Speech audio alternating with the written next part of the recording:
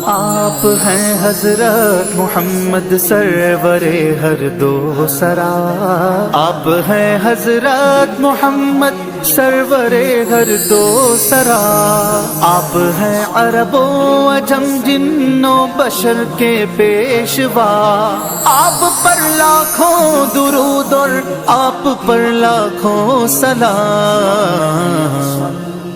24واں شعر دیکھیں، قصیدہ بانہ سعاد ہے۔ اس شعر کے اندر بھی شاعر اپنی اونٹنی کی تعریف کر رہا ہے۔ کأنما فات عینیہا ومذبحہا من ختمیہا ومن اللحیین برطیل۔ اس کا ترجمہ دیکھ لیں، گویا کہ اس کے چہرے کا وہ حصہ جو ناک اور منہ سے لے کر آنکھوں تک ہے اور اس کے جبڑے سے لے کر نرخرے یعنی گلے تک ہے، لمبائی میں پتھر کاٹنے کے آلے کی طرح ہے۔ اس کا ترجمہ ہے، اب ایک ایک لفظ کا ترجمہ دیکھ لیں۔ کأنما، اس کا مطلب ہوتا ہے گویا کہ، یہ تشبیہ دینے کے لیے نا استعمال ہوتا ہے۔ اور فاتا، فاتا کا مطلب ہوتا ہے سامنے، مقدم۔ عینی، یہ کہتے ہیں آنکھوں کو، ہا اس اونٹنے کی آنکھیں۔ اور اسی طریقے سے مذبح، مذبح کہتے ہیں ذبح ہونے کی جگہ، جہاں سے ذبح کیا جاتا ہے، مطلب یہ گلا، جس کو نرخرا بھی آپ کہتے ہیں، ہا اس اونٹنی کا۔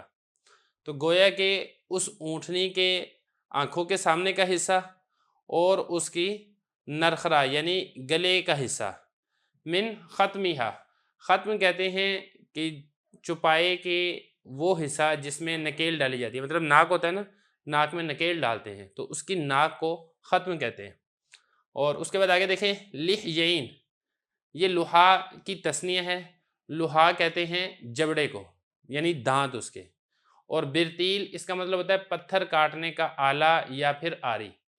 تو مطلب اس شعر کا سارے کا یہ ہے کہ جو اونٹنی کا سر ہے وہ انتہائی مضبوط اور بڑا سر ہے، اس کی آنکھیں، اس کے چہرے کا سامنے کا حصہ، اس کے جبڑے، اس کا گلا، اور لمبائی اتنی زیادہ ہے گویا کہ کوئی تیز دھار آلہ ہے جس سے کسی چیز کو کاٹنے کا کام لیا جاتا ہے۔ مطلب کہنے کا یہ ہے کہ اس کا آگے والا جو فرنٹ حصہ ہے اس کے چہرے کا، اس کا منہ، اس کا گردن، اس کا سر، یہ سارے کا سارا انتہائی زیادہ مضبوط ہے۔ 25ویں شعر میں بھی شاعر اپنی اونٹنی کی تعریف کر رہا ہے۔ شعر دیکھ لیں، تمر مثل عصیب النخل ذا خصل فی غارز لم تخونہ الاحالیل۔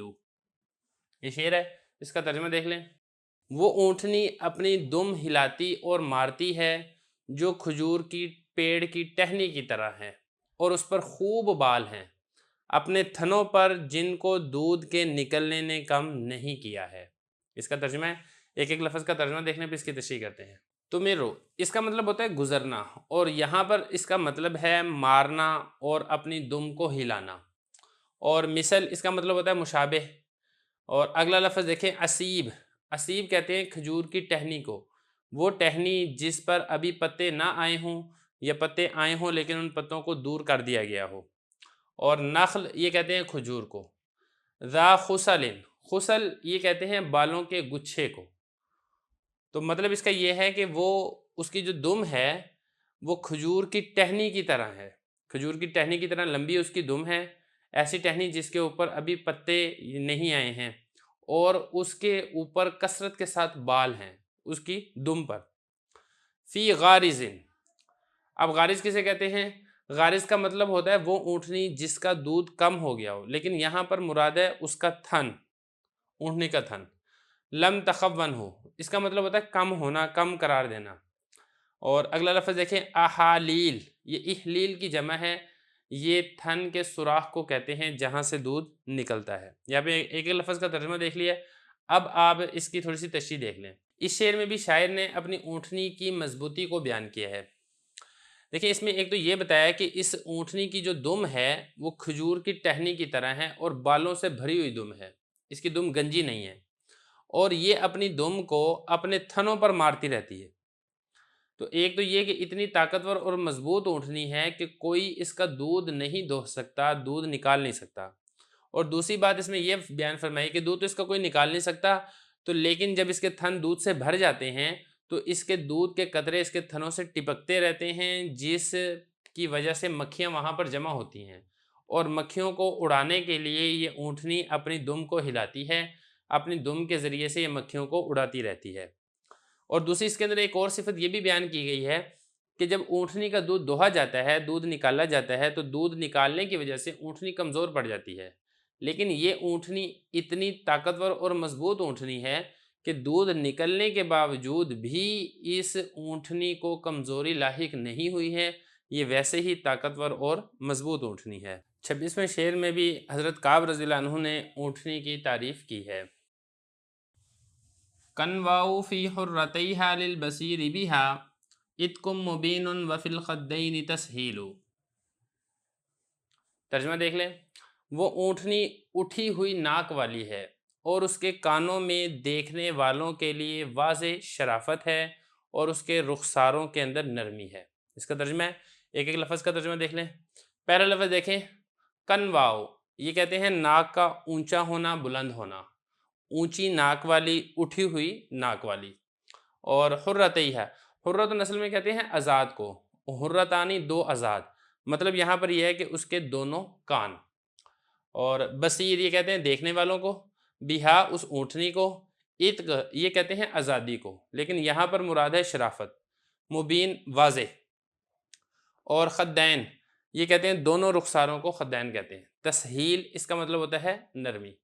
یہ تو ہو گیا اس کی تحقیق، اب چلتے ہیں اس کی تشریح کی طرف۔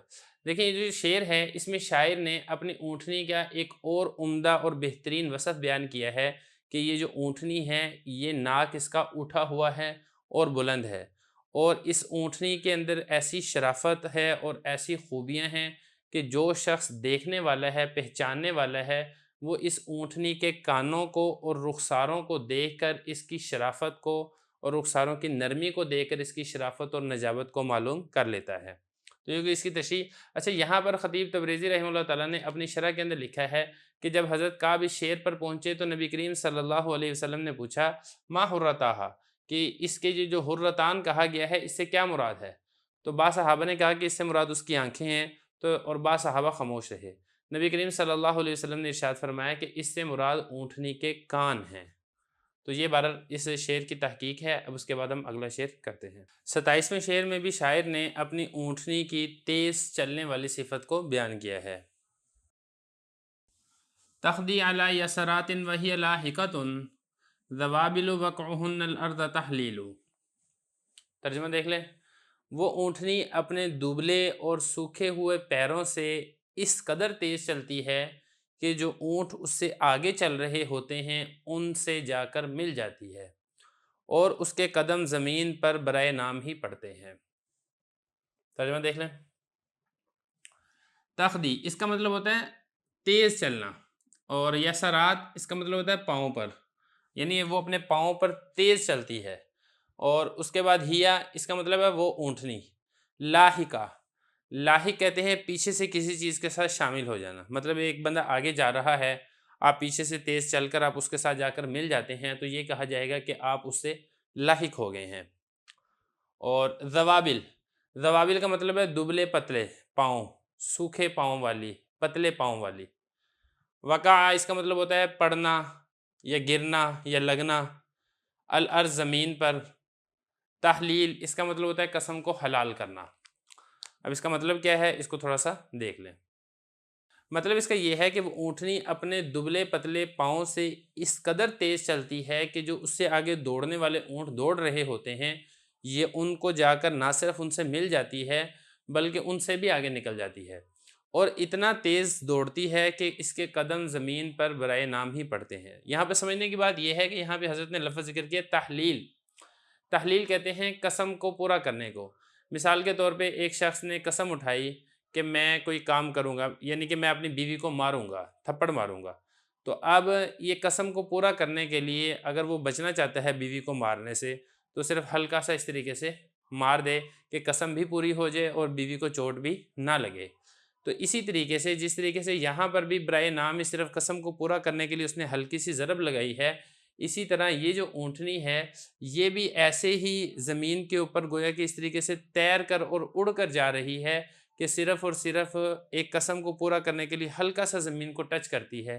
تو خلاصہ یہ ہے کہ اونٹنی کی تیز رفتاری کی طرف ایک اشارہ کیا ہے کہ اس کے جو قدم ہیں وہ زمین پر لگتے نہیں ہیں، وہ صرف اس وجہ سے کہ ایک دنیا دارالاسباب ہے جس نے چلنا ہوتا ہے یا دوڑنا ہوتا ہے تو زمین کے اوپر چل کر اور دوڑ کر جاتا ہے، وگرنہ حقیقی معنوں میں اگر دیکھا جائے تو یہ زمین پر اپنے قدم نہیں لگاتی، بلکہ یہ اڑ کر اور تیر کر یہ جاتی ہے۔